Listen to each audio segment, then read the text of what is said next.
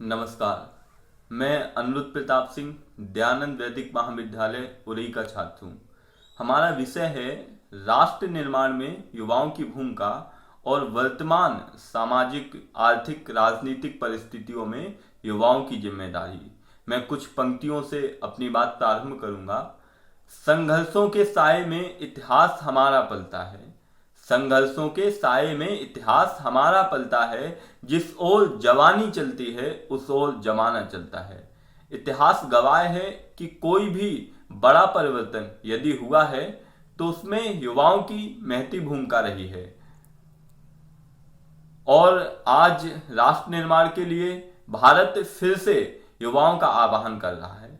जब हम राष्ट्र निर्माण की बात करते हैं तब इसके दो प्रमुख पहलू हैं।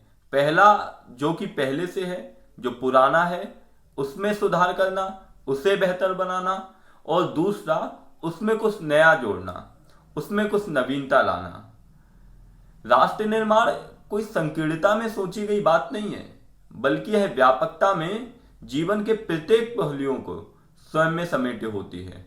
जयप्रकाश नारायण ने समग्र क्रांति के वक्त 7 पहलुओं की बात की थी। वो 7 पहलू है सामाजिक, आर्थिक, राजनीतिक, सांस्कृतिक, शैक्षणिक, बौद्धिक और आध्यात्मिक। यदि वास्तव में हमें राष्ट्र निर्माण करना है, राष्ट्र को बेहतर बनाना है, तो इन 7 पहलुओं में, इन 7 दिशाओं में हमें काम करना होगा। राष्ट्र निर्माण के लिए सर्वाधिक महत्वपूर्ण तत्व है वो है ऊर्जा, क्योंकि ऊर्जा ही हमारी इच्छा शक्ति को प्रबल करती है और हमारी संकल्प शक्ति को मजबूत बनाती है। और दूसरा राष्ट्र निर्माण के लिए आवश्यक बात है वो है नवीनता का होना, विचारों में नए आइडियाज का होना। और ये दोनों युवाओं की विशेषताएं हैं। युवाओं में ऊर्जा का स्तर भी सर्वोच्च होता है और उनकी वैचारिकता में भी नवीनता होती है। विवेकानंद अक्सर कहा करते थे कि आज हमारे देश को यदि सबसे ज्यादा जरूरत है तो वो है लोहे की मांसपेशियों की, इस्पात की तंत्रिकाओं की और एक ऐसी संकल्प शक्ति की जिसे कोई भेद ना सके, जिसे कोई रोक ना सके। विवेकानंद इन पंक्तियों के द्वारा शायद युवा शक्ति का ही आह्वान कर रहे होते हैं। आज वर्तमान सामाजिक परिदृश्य में देखें तो विवेकानंद की पंक्तियां मुझे बड़ी प्रासंगिक लगती हैं।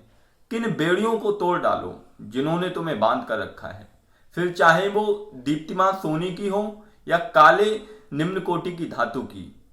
बेड़ियां सोने की ही क्यों ना हो, बांधने के लिए कम मजबूत नहीं होती। और आज के समय में इस समाज की बेड़ियां क्या हैं? अंधे विश्वास, सड़ गल गई रीति रिवाज और जड़ हो गई परंपराएं। तो आज युवाओं को यह करना होगा कि तर्क के माध्यम से अंधे विश्वासों को खत्म करे, अपनी नवीन वैचारिकता के माध्यम से सड़ गल गई रीति रिवाजों को नई दिशा दे और जड़ हो गई परंपराओं को गतिशीलता प्रदान करे। ठीक वैसे ही आर्थिक क्षेत्र में पहले की पीढ़ियों ने जो किया वो किया, लेकिन अब युवाओं की यह जिम्मेदारी है कि वर्तमान में देश काल परिस्थितियों के अनुरूप एक ऐसे आर्थिक ढांचे का निर्माण करें जो हम सबका भला कर सके, जो पूरे समाज को आर्थिक समृद्धि और उन्नति की दिशा में ले जा सके। ठीक वैसे ही राजनीति में आजकल राजनीति का क्षेत्र तो इतना व्यापक हो गया है कि वो जीवन के प्रत्येक पहलुओं को प्रभावित करती है। B.R. अम्बेडकर ने कहा था कि हमने एक ऐसा मंदिर बनाया जिसमें उम्मीद की कि देवता निवास करेंगे, लेकिन दैत्यों ने इसे अपना घर बना लिया, वो है संसद। तो युवाओं की यह जिम्मेदारी है कि राजनीति में, संसद में जितनी भी समस्याएं हैं, संसद में धनबल और बाहुबल का प्रयोग है, इन सबको युवा समाप्त करें। वर्तमान में मुझे अटल बिहारी वाजपेयी जी की पंक्तियां बड़ी प्रासंगिक लगती हैं कि बलिदानों की बेला आई, लोकतंत्र दे रहा दुहाई, स्वाभिमान से वही जिएगा जिससे कीमत गई चुकाई। समाज को बेहतर बनाना, समाज को अच्छा बनाना, ये तो दूसरी बात है, लेकिन जैसा समाज हमें मिला था उसको भी बनाए रखने की एक कीमत है और वो कीमत हम युवाओं को चुकानी पड़ेगी। और अंत में मैं यही कहते हुए अपनी बात समाप्त करूंगा कि मां भारती के विश्व शिरोमणि होने का रास्ता युवाओं के ही श्रम, शक्ति और कौशल से प्रशस्त होता है। धन्यवाद।